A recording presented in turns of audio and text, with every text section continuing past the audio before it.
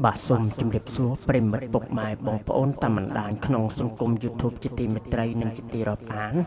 បាទថ្ងៃនេះផងដែរខ្ញុំបានលើកយកនៅអត្ថបទព័ត៌មានថ្មីមួយមកចែកជូនប្រិមិត្តពុកម៉ែបងប្អូនសម្ដាប់ដែលអត្ថបទព័ត៌មាននេះដែលមានចំណងជើងថាចាំទេតារាទឹកភ្នែករ៉េតរតនាពេលនេះឃ្លាតឆ្ងាយពីសិល្បៈជិត20ឆ្នាំកំពុងតែសង្ងំសាងក្តីសុខនិងគ្រួសារនៅឯសហរដ្ឋអាមេរិកប្រិមិត្ត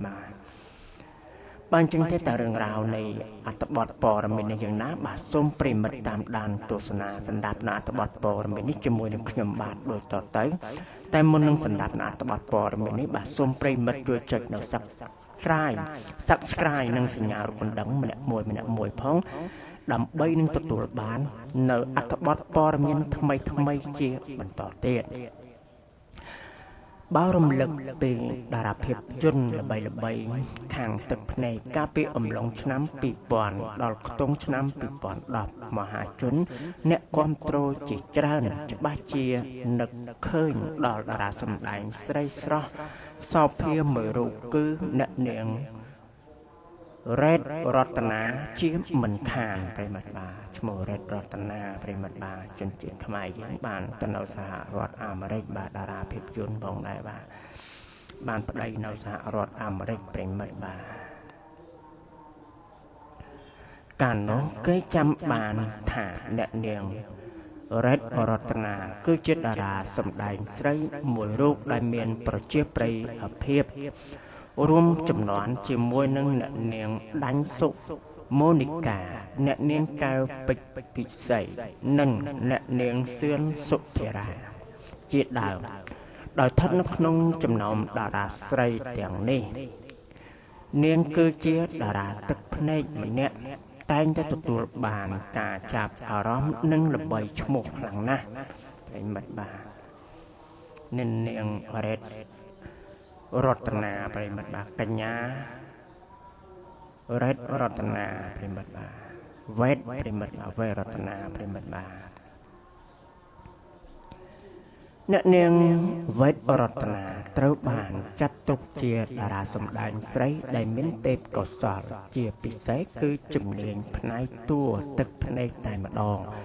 ដោយអ្នកនាងបានក្តោបតំណែងជាតួឯកនៅក្នុងខ្សែភាពយន្តនិងបទចម្រៀងកាយវិការជាច្រើននៅអំឡុងឆ្នាំ2000ដល់ឆ្នាំ2007ប្រិមិត្តបាទទៅនៅសហរដ្ឋអាមេរិកប្រិមិត្តបាទតួល្បីខ្មែរយើងស្អាតភាគច្រើនបានទៅនៅស្រុកគេប្រិមិត្តដូចជានៅសហរដ្ឋអាមេរិកនៅបារាំងជាច្រើនប្រិមិត្តបានជារូបរបស់គាត់ប្រិមិត្តបាទយ៉ាងណាមិញក្រោយសាងកេរ្តិ៍ឈ្មោះបានមួយរយៈធំអ្នកនាងរ៉េតរតនាក៏បានបញ្ចប់ភាពនៅលេវរៀបការក្នុងអំឡុងឆ្នាំ2006និងបានចាក់ចេញទៅរស់នៅសហរដ្ឋអាមេរិកជាមួយនឹងស្វាមីនៅអំឡុងឆ្នាំ2007ប្រិមិត្តបាទទៅមួយស្វាមីនៅឆ្នាំ2007បាទបច្ចុប្បន្នតារាសម្ដែងស្រីរូបនេះកំពុងតែបើកអាជីវកម្មហាងលក់ទំនិញនៅសហរដ្ឋអាមេរិកនិងមានកូនប្រុសស្រីចំនួន2នាក់ប្រិមិត្តបាទប្រុសមួយស្រីមួយប្រិមិត្តបាទទៅនៅសហរដ្ឋអាមេរិកបើកហាងលក់ទំនិញប្រិមិត្តបាទយើងគ្រប់គ្រងគម្រោងព្រេជីកហ្វូណនដៃជោប្រិមិត្តបាទបានទៅនៅសហរដ្ឋអាមេរិកប្រិមិត្តបាទ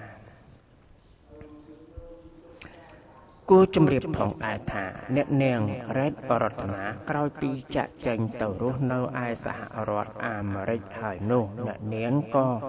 ឧស្សាហ៍មកលេងប្រទេសកម្ពុជាដែរដោយកាលពីឆ្នាំ2024កន្លងទៅអ្នកនាងមកលេងស្រុកកំណើតដល់ទៅ2ដងឯណោះប្រិមិត្តបាទបាត់ដំបងភាសាខ្មែរប្រិមិត្តបាទ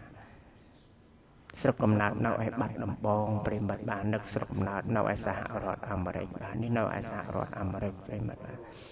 ផ្លែប៉ោមចូលសញ្ជាតិអាមេរិកប្រិមិត្តបាទ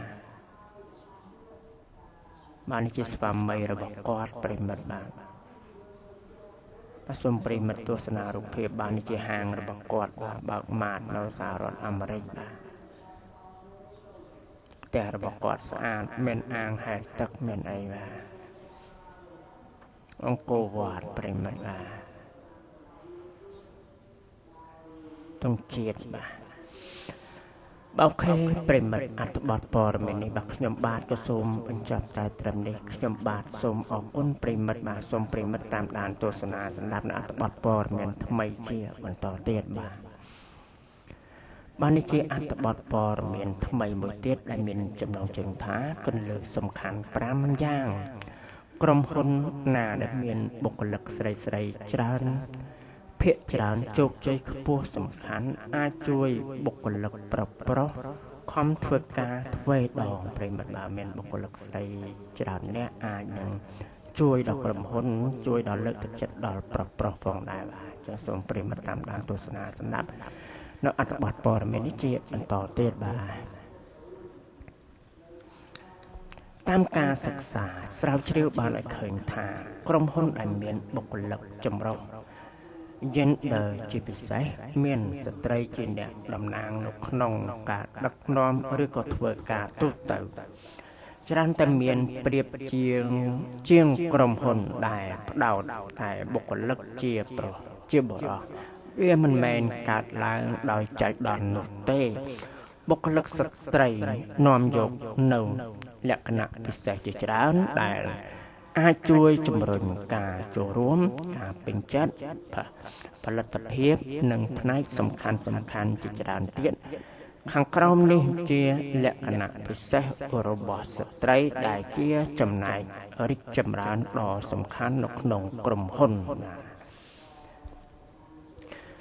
បាទអញ្ចឹងយើងត្រូវរកស៊ីតើយើងមានអត្ថប្រយោជន៍អ្វីដែលធ្វើឲ្យក្រុមហ៊ុនយើងទទួលជោគជ័យបាទ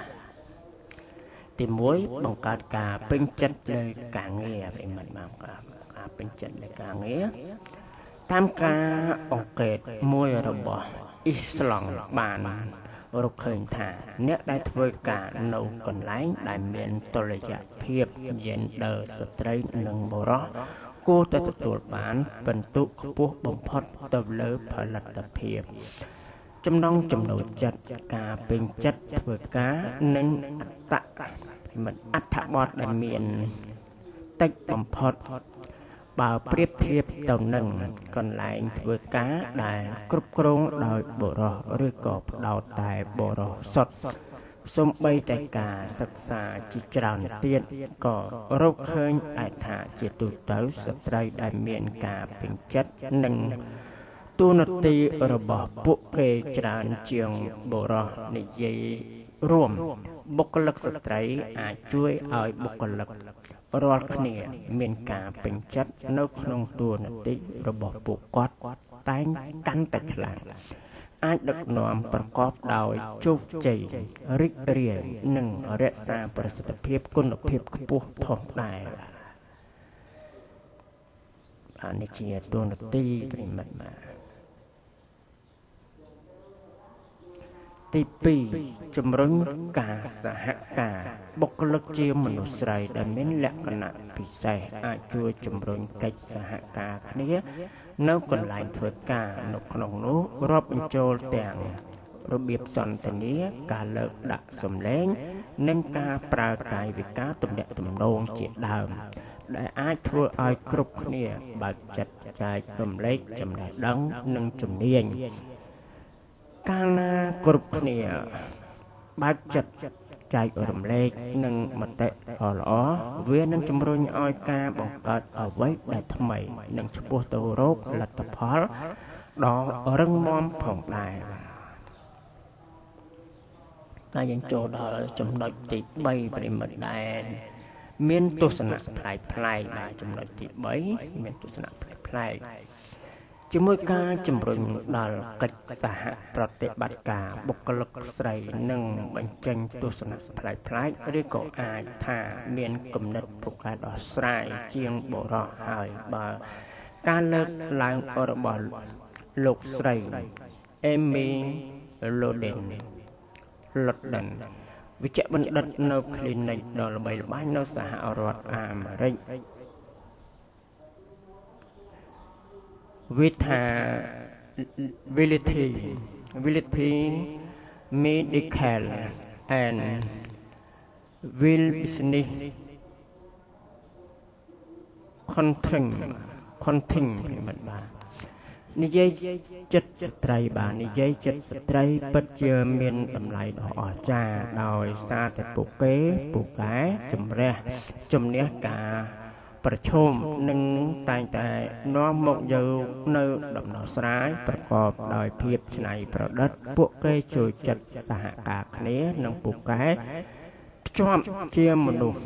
មកពីគ្រប់មជ្ឈដ្ឋានហើយដោះស្រាយបានប្រយោជន៍ទាំងសម្រាប់ក្រុមការងារផងដែរក៏ដូចជាអតិថិជនផងអ្នកស្រាវជ្រាវផ្សេងទៀតបានកត់សម្គាល់ថាកាលណាក្រុមហ៊ុនដែលមានអ្នកដឹកនាំជាស្ត្រីនោះអាជីវកម្មនឹងបើកឱកាសនៅក្នុងការផ្លាស់ប្ដូរនិងប្រថុយដើម្បីជោគជ័យផងដែរ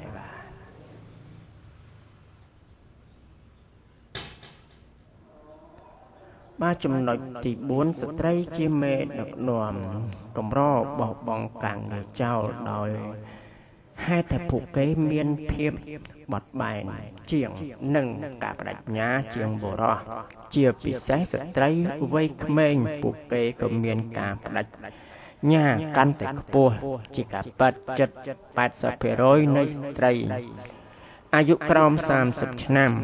សុទ្ធតែអាចធ្វើការច្រើនមុខនៅក្នុងពេលតែមួយពួកគេកែប្រែបរិស្ថានសំបីតែស្ត្រីខ្លះកូនក៏ពួកគេនៅតែអាចធ្វើការបានយ៉ាងល្អផងដែរប្រិមិត្តនៅពេលដែលមានបុត្រហើយក៏អាចធ្វើការបានល្អផងដែរបាទអូខេនេះជារូបភាពបាទសូមប្រិមិត្តទស្សនារូបភាពយើងចង់បើក business ជីវកម្មអីប្រិមិត្តបាទត្រូវជ្រើសរើសបុគ្គលិកស្រីពួកគេទាំងការងារពួកគេទាំងមានការទំនាក់ទំនងរុះរាយរាក់ទាក់ផងដែរបាទបើអូខេប្រិមិត្តអត្ថបទព័ត៌មាននេះបាទខ្ញុំបាទក៏សូមបញ្ចប់តែត្រឹមនេះខ្ញុំបាទសូមអរគុណប្រិមិត្តដែលបានតាមដានទស្សនាសម្រាប់នៅអត្ថបទព័ត៌មាននេះតែមុននឹងបញ្ចប់នៅអត្ថបទព័ត៌មាននេះសូមប្រិមិត្តជួយចុច Subscribe ពណ៌ក្រហមនិងសញ្ញារូបកណ្ដឹងម្នាក់មួយផងដើម្បីនឹងទទួលបាននៅអត្ថបទព័ត៌មានថ្មីជាបន្តទៀតខ្ញុំបាទសូមអរគុណនិងសូមជម្រាបលា